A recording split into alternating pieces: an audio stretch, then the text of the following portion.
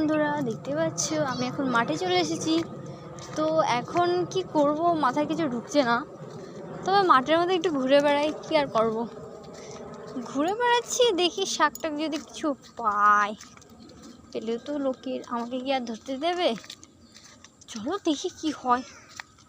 এমনি তো ভালো লাগছে না।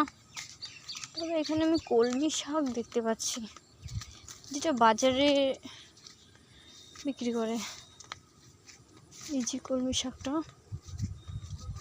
আর ওইদিকে মনে হয় লাল শাকের ঢাটা রয়েছে। এইদিকে মনে হয় ঝিঙে না কিসব রয়েছে, অনেক কিছু সবজি রয়েছে। আর ওইদিকে মনে হয় পাট, কুমড়ো টুমড়ো উঠছে। দেখা যাক কি হয়। সবে তো মাঠে এসেছি, তবে বেশিক্ষণ থাকছি না, চলে যাব।